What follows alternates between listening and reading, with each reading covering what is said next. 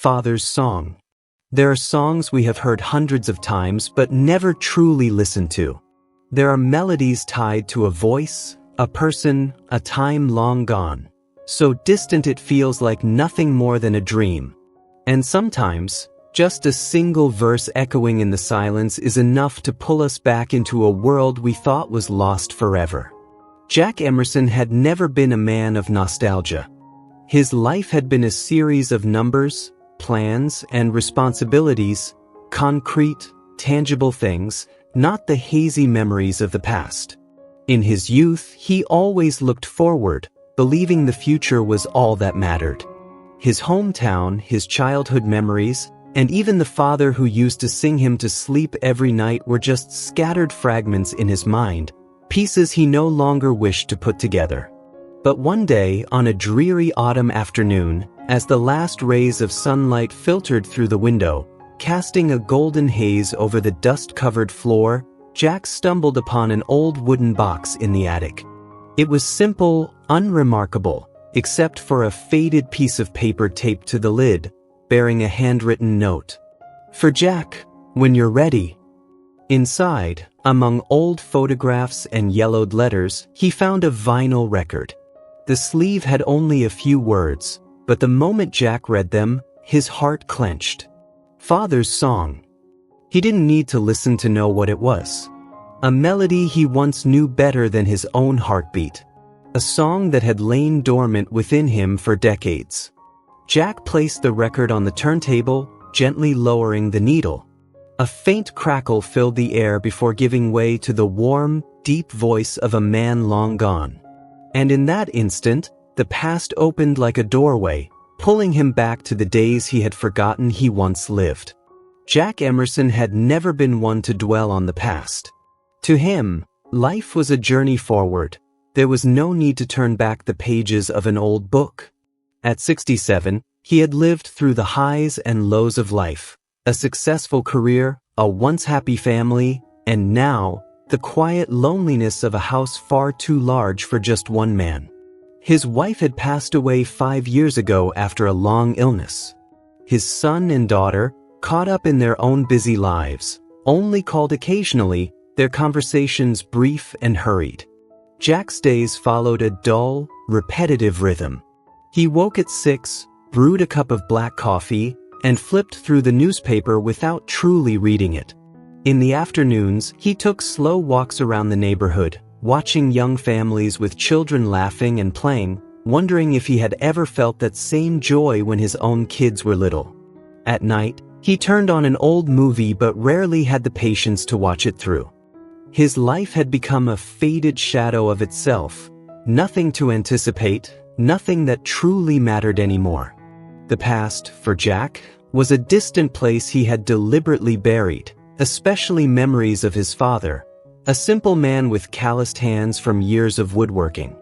Jack never hated his father, but he had never felt particularly close to him either. As a child, he always thought his father was too different, too old-fashioned, unable to understand his ambitions. His father was not a man of many words, not someone who sat down to share deep stories about his life. But he had one habit. Every night before Jack fell asleep, he would sing an old song he had learned in his youth. It had no official title. It was simply Father's Song. Jack had heard it hundreds of times, memorizing every word and every note. But as he grew older, he slowly let it fade from memory. And yet, in that moment, as the record played, the song returned to him, not just as a melody, but as a bridge to everything he had lost. Until one day, that afternoon, Jack decided to go up to the attic. The house had gone too long without a proper cleaning, and he thought perhaps it was time to get rid of a few unnecessary things. Thick layers of dust covered the wooden boxes, the air carrying the musty scent of time. He opened each box, sifting through old photographs, faded books, and trinkets he once deemed meaningless. But then, amid the clutter of scattered papers, he discovered a small wooden box. On its lid, a faint handwritten note read, "For Jack, when you're ready." His hand froze. He didn't recall ever seeing this box before. With a mix of curiosity and an unexplainable, lingering emotion, he lifted the lid. Inside, among a few old photographs and yellowed letters, lay a worn-out vinyl record. On its label, there was only a single inscription: Father's Song. Jack felt his heartbeat slow. How long had it been since he last thought about that song? How long had it been since he let its melody slip from his memory? He picked up the record, gently blowing away the thin layer of dust, then made his way downstairs. The song returns. The living room was silent as Jack carefully placed the record on the turntable. The needle lowered, a soft static crackled through the air, then gave way to a familiar sound. A simple guitar strummed the opening notes, followed by a deep, slightly hoarse yet tender voice, his father's voice. "Oh my son, wherever you go, remember this home where a father's love flows." Jack froze. It was his father's voice, a voice he thought he had forgotten. He closed his eyes, and in that moment he was no longer an old, lonely man in a house far too big for him. He was a young boy again, lying in his wooden bed, listening to that voice echo softly in the night. Memories surged like a rushing tide. The nights when his father held him close, rough hands gently brushing through his hair. The quiet evenings when his father sat on the front porch, strumming his guitar in the golden glow of the sunset. Moments Jack once thought were insignificant, yet now, in the twilight of his life, he realized they were the most precious of all. The song continued, each note piercing his heart in a way he had never felt before. He remembered the times he snapped at his father, the unanswered phone calls, the times he refused to come home because he was too busy. He remembered the day his father passed away while he was in another city, too late to say goodbye. And then, as the song faded into silence, the room returned to its usual stillness. But inside Jack, something had changed. He suddenly realized he could no longer let the past slip away into oblivion. There were things he had never understood about his father, questions he had never asked. But perhaps it wasn't too late to seek the answers. Jack looked down at the vinyl record, his eyes stinging. He knew this was more than just a song. It was a message, a bridge between the past and the present, a chance to face the things he had spent years avoiding. And so, for the first time in many years, Jack made a decision to return to where it all began, his father's old house, the place where he grew up. He had to piece together the fragments of his lost memories. And perhaps find himself again. Jack closed his eyes, letting the melody of his father's song carry him back to those distant years. A tiny boy, nestled in warm arms, listening to his father's deep, soothing voice echo in the darkness. Back then, their small room always carried the scent of fresh wood, because his father, a dedicated carpenter, always brought home the fragrance of his workshop. His father's hands were rough but steady, and every time they gently ruffled Jack's hair, he felt a peace so complete that nothing else in the world seemed to matter. "Oh my son, wherever you go, remember this home where a father's love flows." Those words had once been an inseparable part of his childhood. Every night, after a long day of playing, he would crawl into his small bed, pull the blanket over his head, and wait for his father to sing. Back then, he believed his father was the greatest man in the world.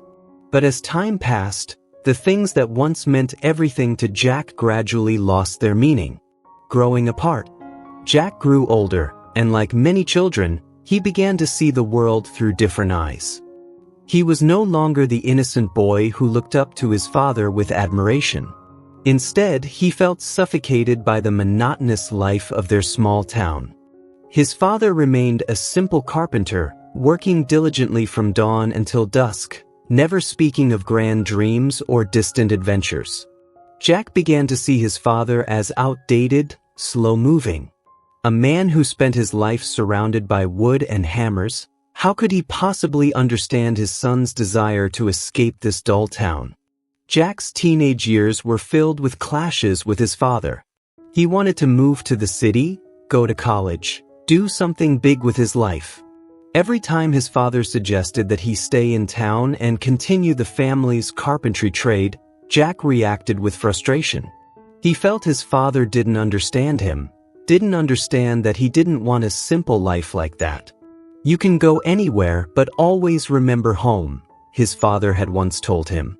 But back then, Jack had thought his father was just trying to hold him back in a life he wanted to escape. Running from the past. At 18, Jack left home.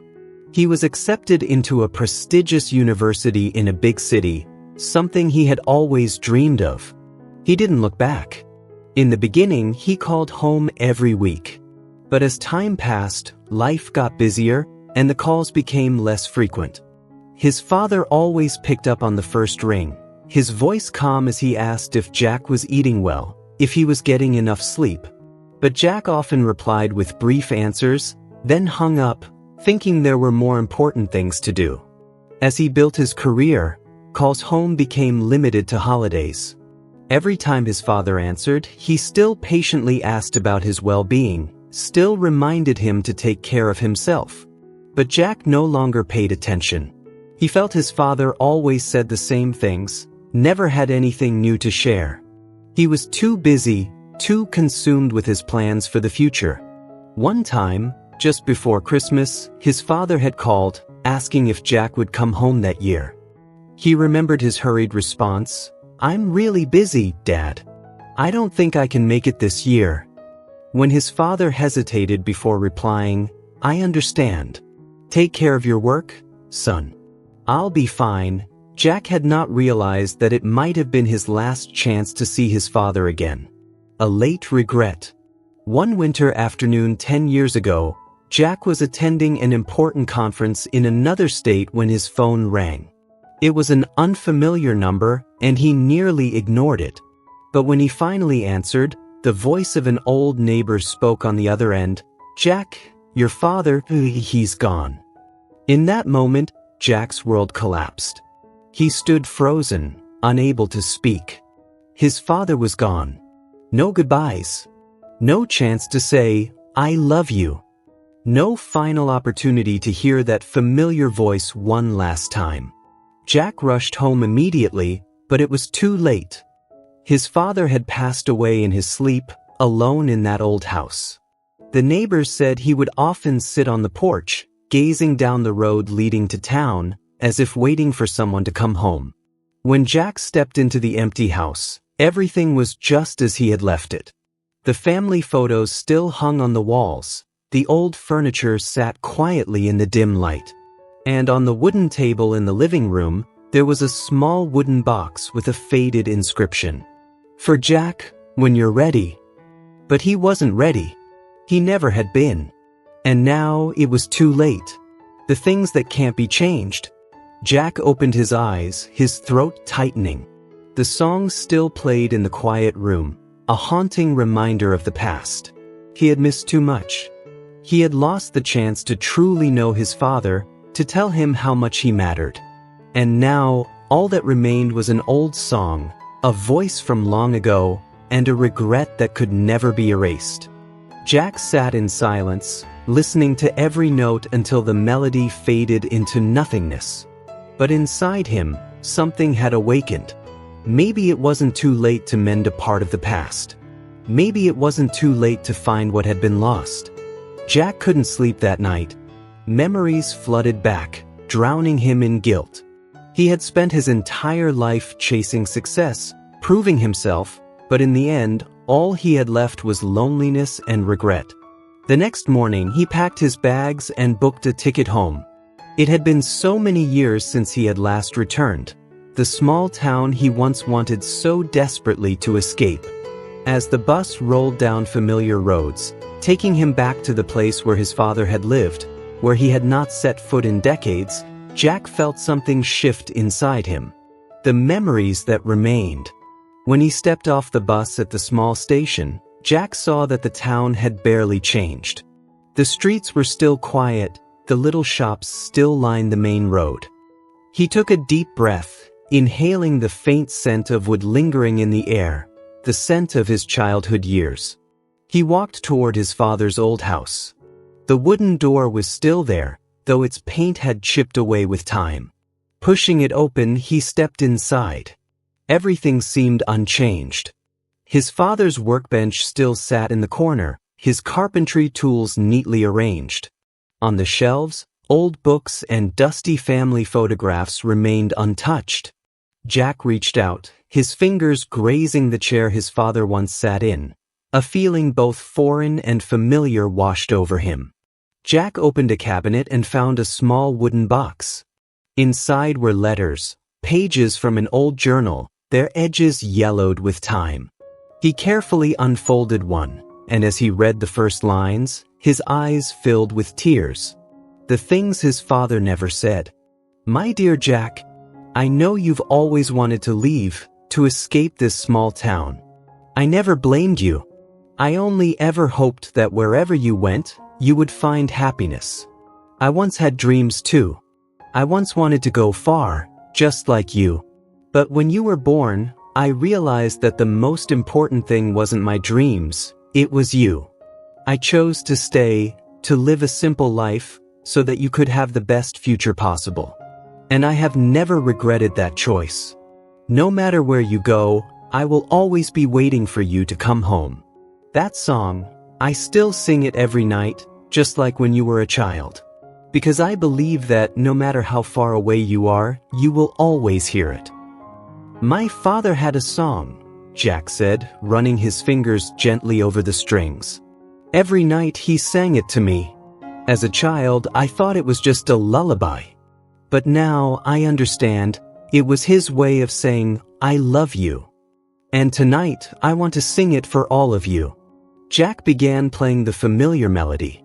The song that had once been a distant memory now resonated through the room, no longer just a solitary echo of an old man's past. It had become something more, a bridge between generations, connecting the past and the present. "My son, no matter how far you go, remember this home where a father's love flows." His voice, though aged, carried every note with deep emotion. As he sang, his grandchildren instinctively hummed along, as if the melody had always been a part of them, waiting to be awakened. Jack's son wiped the corner of his eye, while his daughter gently squeezed his hand. No words were needed, only understanding. As the song ended, a profound silence filled the room. Jack felt something indescribable rise within him, healing, connection, and above all, love. He glanced out the window. The night sky shimmered with stars, and for a fleeting moment he imagined his father standing there, smiling gently, nodding along to the familiar tune. And for the first time in years, Jack smiled, a real, heartfelt smile. A love that was never lost. His father's love had never disappeared. It had only waited to be found, and now, Jack knew he would carry it with him forever. Jack's journey had not just been about rediscovering his father's song, it had been about rediscovering himself. For years, he had chased the things he thought mattered most: career, success, recognition. But in the end, when everything settled, he realized that life's true meaning lay in the simple moments, the love and memories he had once overlooked. His father's song was more than just a melody.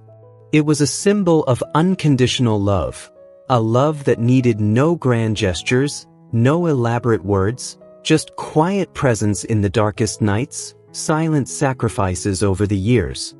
Jack had spent too much time failing to see it, and the regret of never saying a final goodbye would always remain.